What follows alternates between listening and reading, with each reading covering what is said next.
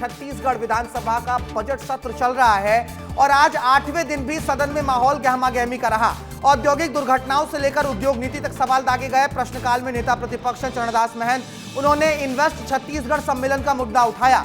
Doctor Charandas Mahant ने सरकार पर तंज कसते हुए पूछा कि छत्तीसगढ़ में दूल्हे के बिना बारात ले जाने की परंपरा है क्या। यह सवाल इसलिए क्योंकि जनवरी 2024 से जनवरी 2025 तक प्रदेश में इन्वेस्टर कनेक्ट मीट तो हुआ है, अलग अलग जगहों पर हुआ, दिल्ली मुंबई में, लेकिन उद्योगों की स्थापना को लेकर कोई एमओयू नहीं हुआ।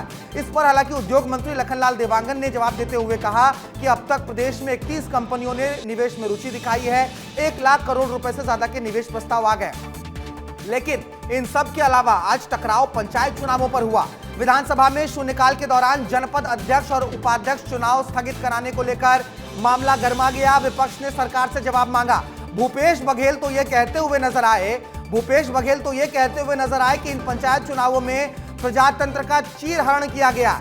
उन्होंने सीधे सरकार पर निशाना साधते हुए कहा कि बीजेपी सरकार जो है, मौजूदा सरकार, देखिए वॉकआउट भी कर दिया उन्होंने। बाद में आरोप लगाते हुए उन्होंने विधानसभा से वॉकआउट कर दिया, ये कहते हुए कि ये सरकार खरीद फरोख्त करना चाह रही है, इसीलिए चुनावों को स्थगित किया जा रहा है। और सीधे इन्होंने आरोप लगाए कि जहां इनका बहुमत नहीं है वहां पर चुनावों को ऊपर वाले लोग फोन करते हैं, स्थगित हो जाता है। तो इस तरीके से पंचायत चुनाव के मुद्दे पर आज सदन में वॉकआउट हुआ है।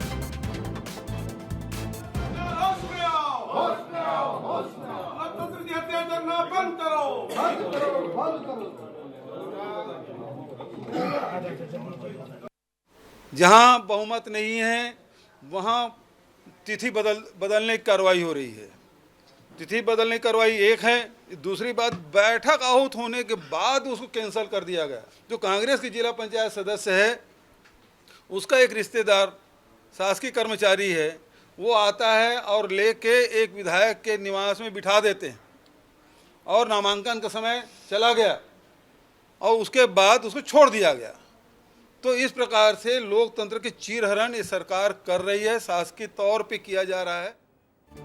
इसके अलावा भी आज बहुत से मुद्दों पर सवाल जवाब हुआ है, उद्योग को लेकर, औद्योगिक दुर्घटनाओं को लेकर। साथ ही साथ जो सबसे बड़ा मुद्दा है कि जल जीवन मिशन चला रहे हैं आप, लेकिन कांग्रेस के विधायकों का कहना है कि जहां जल स्रोत नहीं है वहां पर भी करोड़ों की पाइपलाइन बिछ गई है। कैसे, सवाल पूछा उन्होंने। खोमन साहू मेरे साथ, मेरे सहयोगी जुड़ गए हैं राजधानी रायपुर से, सीधे आपको उनके पास लिए चल रहे हैं। खोमन, 8वां दिन रहा है आज और आज भी गहमा-गहमी का माहौल रहा। आज तो वॉकआउट कर लिया विपक्ष ने, सीधा आरोप लगाते नजर आए भूपेश बघेल की पंचायत चुनाव में सरकार जो है वो खरीद फरोख्त करना चाह रही है।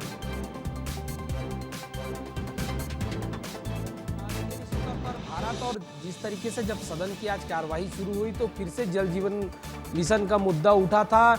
जो ग्राम में पानी ही नहीं है वहां भी पाइपलाइन बिछा दिया गया, टंकी बना दिया गया। जो जल का स्रोत ही नहीं है तो कैसे नल से जल पहुंचाएंगे, इस तरीके के सवाल जो है कांग्रेस के विधायक संदीप साहू ने उठाया था। बहुत सारे ऐसे ग्राम हैं जहां जल स्रोत नहीं है, वहां भी टंकी बिछा दी गई है। इस तरीके के आरोप कांग्रेस के विधायक संदीप साहू ने लगाया है। हालांकि जो उप मुख्यमंत्री है उन्होंने जवाब दिया है, अरुण साहू ने, उन्होंने कहा है कि जहां जहां भी इस तरीके की लापरवाही हुई है पूरे प्रदेश भर में जांच होगी और जो भी अधिकारी जो दोषी होगा उस पर कार्रवाई होगी।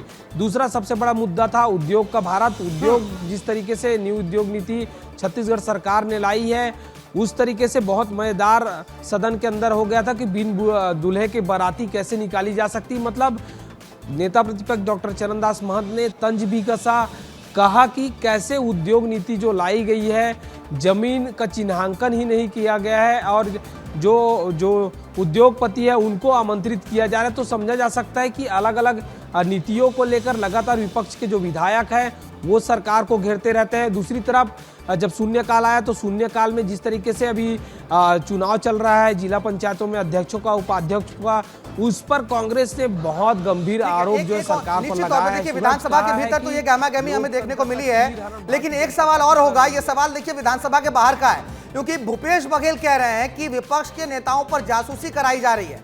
आज विजय शर्मा हालांकि आए थे सामने, उन्होंने कहा कि जब हम लोग विपक्ष में थे तब भी मुख्यमंत्री जी कह रहे थे कि जासूसी करवाती है बीजेपी। जासूसी के मसले पर क्या सियासत हो रही है छत्तीसगढ़ में?